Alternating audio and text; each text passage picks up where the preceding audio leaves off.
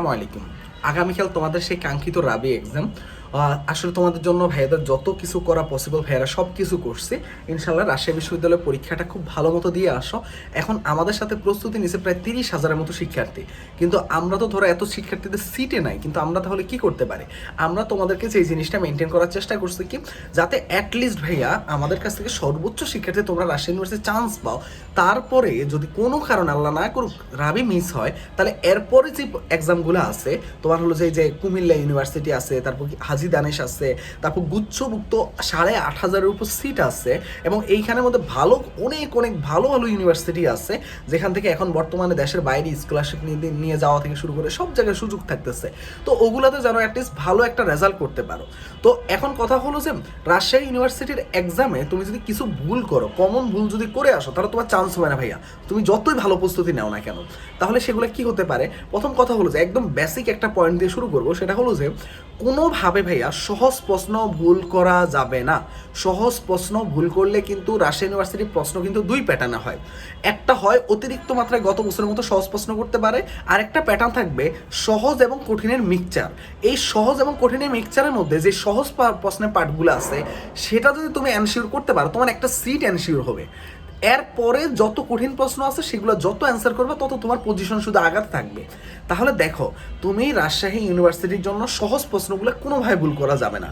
এটা হলো প্রথম একদম ফার্স্ট স্টেপ হলো এইটা।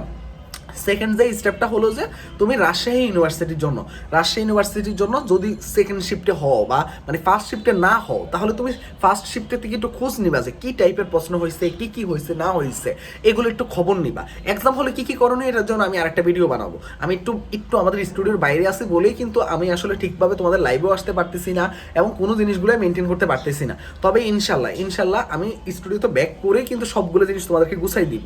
আমি গতকাল থেকে একটু বাইরে দৌড়াদৌড়ির উপর আসছিলাম তোমাদের সামনের আপকামিং গুচ্ছ কোর্স না নিয়ে। তারপরে হলো যে থার্ড যে পয়েন্টটা মাথায় রাখবা, সেটা হলো যে তোমাদের রাজশাহী ইউনিভার্সিটির জন্য তুমি কি করবা, এখানে কিন্তু নেগেটিভ মার্ক এবং মার্ক কিন্তু তুমি জানো যে একটা প্রশ্নের জন্য কিন্তু 1 মার্কের বেশি, সেহেতু কি করবা, একটু ভাইয়া চেষ্টা করবে একটু বেশি পরিমাণে দাগানোর। এটা কিন্তু অনেকে জানে না। তুমি এই রাজশাহী ইউনিভার্সিটি যদি একটু বেশি পরিমাণে দাগাও, হয়তোবা তুমি ভাবতেছো ভাইয়া মাইনাস মার্ক কিন্তু খাওয়ার সম্ভাবনা আছে। আমি তো বলতেছি না যে তুমি যেগুলো একেবারে জানো না, যে কোশ্চেন জীবনে দেখো না, ওগুলো দেখাতে বলতেছে। আমি বলতেছি যেটা 50-50 চান্স আছে, এগুলো কোনো মিস দিবা না ভাইয়া। সহজ প্রশ্ন ভুল করা যাবে না। এই জিনিসগুলো না তুমি যদি একটু ভালো মতো করো, এর পাশাপাশি দেখো মানে রাজশাহী ইউনিভার্সিটির ক্ষেত্রে যে জিনিসটা হয় কি, তুমি যখন ধরো রাজশাহী ইউনিভার্সিটির প্রশ্ন ব্যাংকটা যখন সলভ করতেছো, তো ওই প্রশ্ন ব্যাংকটা সলভ করে না অনেক জিনিস নিয়ে পরীক্ষা হলে যাওয়ার এখন সুযোগ নাই, মানে মাথার মধ্যে। তুমি জাস্ট কি করবে, এই আজকের দিনটা ভালো মতো ভাইয়ারা যে ফর্মুলা বুকটা তোমার মোবাইলে মেসেজে পাঠাইছি, ওই ফর্মুলা বুকটা ভাইয়াদের একটু ভালো মতো চোখ বুলাবে আরেকবার। আর পরীক্ষার হলে ঢুকার আগে ফর্মুলা বুকের প্রথম 3 পেজ, যেটা হলো কি ওই যে তোমার হলো যে সূত্রে যে পার্টটুকু, ওই সূত্রের পার্টটুকু একটু মেনটেন করবা। তাহলে আমি কি বলে দিচ্ছি মনোযোগ দিয়ে আবার শুনো। প্রথম কথা হলো যে তোমাকে সহজ প্রশ্ন ভুল করা যাবে না। সহজ প্রশ্ন ভুল করলে কিন্তু তোমার চান্সটা মিস হয়ে যাবে। আর দ্বিতীয় যে জিনিসটা হলো যে কঠিন প্রশ্নের মধ্যে 50-50 চান্স কোনোটাই বাদ দিবা না, সবগুলো দাগায় আসবা। আর তৃতীয় কথা হলো যে তোমার এখানের মধ্যে নেগেটিভ মার্কিং আবার কম খাওয়ার চেষ্টা করবা, মানে কঠিন প্রশ্নগুলো আবার দাগাতে যায় না ভাইয়া। 50-50 দাগায় আমি নেগেটিভ মার্ক খাইলেও কোনো সমস্যা নাই, কারণ তোমার একটু এখানে কিন্তু 1 মার্কের বেশি। তুমি এটা একটু মনোযোগ দিয়ে শোনো। তারপরে হলো যে এখান থেকে তোমাকে যে জিনিসটা করতে হবে সেটা হলো যে একটু পরীক্ষা হলে টাইম ম্যানেজমেন্টটা করবা ভালো মতো। আর ম্যাথ প্লাস বায়ো এগুলো নিয়ে পরীক্ষা হলে গিয়ে প্যারা খাবা না। যেটা শিখে গেছো সেটাই দেখাবা। তুমি ধরো ম্যাথ শিখে গেছো, এখন দেখছো যে ম্যাথের প্রশ্নটা কঠিন হয়েছে, ম্যাথ প্লাস বায়ো দেখাতে যাও না, তাহলে বায়োতে কিন্তু আরও ধরা খাবা। তাই যেটা শিখে গেছো সেটাই অ্যান্সার করবা। মানে এই জিনিসগুলো যদি করো না, তোমার এমনি একটা সিট এনশিওর হবে।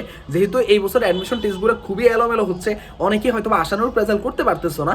ইনশাল্লাহ ভাইয়ারা যে কথা দিয়েছিলাম যে শেষ পর্যন্ত থাকবো, ইনশাল্লাহ তোমার সাথে ভাইয়ারা শেষ পর্যন্ত থাকবো। এবং লাস্ট একটা পয়েন্ট দিয়ে আমি একটু শেষ করতে চাই, সেটা হলো যে জাস্ট রাজশাহী ইউনিভার্সিটিটা ভালো করে এক্সাম দিয়ে আসো ভাইয়া। তারপরে তোমরা অনেকে হয়তো বা গুচ্ছের প্রস্তুতি শুরু করতেছো।